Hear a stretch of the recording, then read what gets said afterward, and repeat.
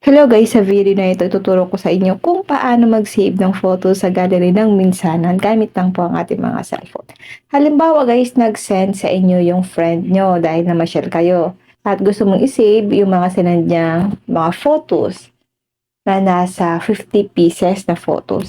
'Di ba guys, once na nag-save tayo ng photos dito sa gallery ganyan, tinatap lang natin yung video, then tinatap po natin guys ang save. Kung marami yan guys, kung 50 pieces, so matatagalan tayo sa pag-save ng ating mga photos para hindi tayo pa isa-isa na mag-save ng photos dito sa ating mga gallery. Ganito po ang gagawin natin, okay? Ngayon, bago tayo mag-start, kailangan po kasi guys, updated ang ating mga messenger. Open lang natin ang Play Store.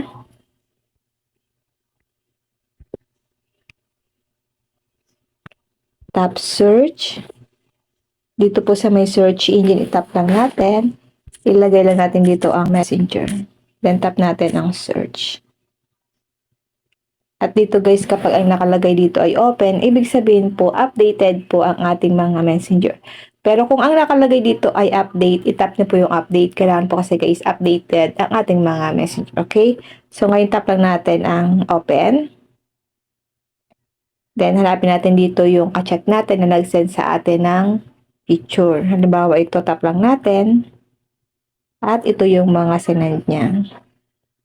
So, meron siya sa akin sinend na 20 photos. So, hindi ko na siya guys kailangan na mag-tap dito tapos isa-send ko yan kasi matatagalan talaga tayo. So, ang gagawin natin, X lang natin ito. Dito po sa taas, meron dyan arrow down. Itap mo lang yan. At dito guys, makikita mo dito may nakalagay po agad na save 20 to 20. So, mas mapapabilis yung pag-save natin ng mga photos kung ganito po ang gagawin natin. So, hindi mo na guys kailangan na mag-isa-isa para lang mag-save ng photos sa ating mga gallery. Kung hindi nyo pa po ito guys nagagawa sa inyong mga messenger, ganun na po ang gagawin nyo para mag-save ng mga photos sa inyong mga phone.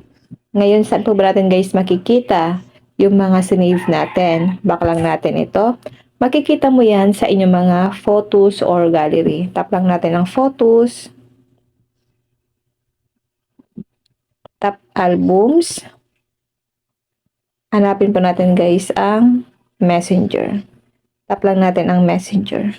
Dito natin guys makikita yung mga na-save nating photos mula sa ating messenger. Okay?